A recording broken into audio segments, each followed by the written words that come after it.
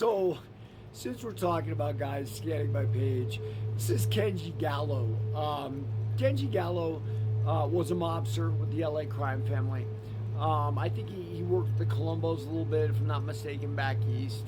And, he's a typical mobster. Back then, especially in LA, there wasn't a lot of action going on because it's not a big Italian populace. So he was into drug dealing, which Pete Milano and the rest of the LA crime family were also. And they got a case. Kenji flipped over, rolled on everybody, went home early. And, Pete Milano got like 6 years. It wasn't a big deal. And so, when I got out of prison, and the government documents me as a Gambino associate through my affiliation with Tommy Gambino, the now boss of the LA crime family. Mob podcasts, especially during COVID. And they wanted me to go on and speak about the LA crime family and what I knew. And they asked Kenji to go on. And Kenji said, I'm not going on with him. Tommy Gambino doesn't even know him. He knows his brother, and that guy's a phony. I find this hilarious because Kenny Gallo is actually called a phony all the time. People say that he made up the name Gallo, like he's not even Italian at all, and it's all a fantasy.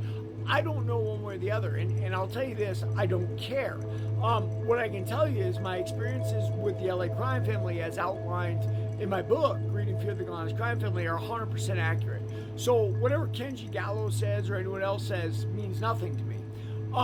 One other thing Kenny Gallo and I have in common besides the LA crime family is martial arts, and Kenny Gallo is a Brazilian Jiu-Jitsu Black Belt, which good for him. I'm sure he's very good. I don't know one way or the other, but we talked about that today with my post on Hackelman being on my page.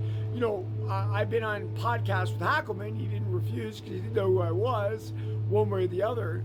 His reaction when I was there was kind of a refusal.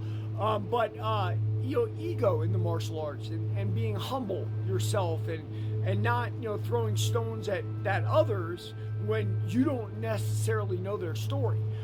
So Kenji, could have easily come on and said what he knew about the LA crime family from the drug dealing days, and I could have told them my story about Tommy Gambino and Pete Milano extorting me over the restaurant business. But, that wasn't what he wanted to do, because his ego was in the way. And that's ironic for me, for someone who holds a black belt in martial art. This thing is supposed to be about taming your ego, learning from people. And I'll tell you this, guys, well, you can also learn from a lot. And I was in my fighting prime, I was a fat little 13-year-old in point fighting tournaments. And I used to win all the time. And I was fighting at this one tournament against a kid. He was my junior. I was a green belt. I think he might have been an orange belt. He certainly had less stripes than me if he was green. And he beat me. He didn't really beat me. The judges cheated me, which they can do in point fighting more than anything else.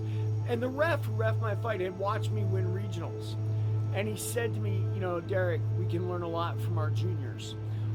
Now, I don't know that I learned necessarily from my junior that day, or did I learn about the world, that it's not fair, that, judges will take things from you. People will say bad things about you. That's part of the lesson. That's, what martial arts is. I, to this day, learn things from juniors. I was teaching an 11-year-old at Premier Martial Arts, and I always had a lot of trouble slipping. And he told me, my MMA coach told me I always have to step when I slip. And I did it. I'm like, oh my goodness, this is what I've been missing. Because I learned how to slip from a traditional boxer who was little and didn't need to step when he slipped. But yeah, we're always learning. We're learning from people above us. We're learning from people below us. Discounting people when you don't really even know them isn't something you should ever do. So Kenji, yeah, sorry, Charlie. My story's all real, buddy. I don't care what you say. You don't know me, and I don't know you. And read my book, Warrior of the Light. You could learn something from me.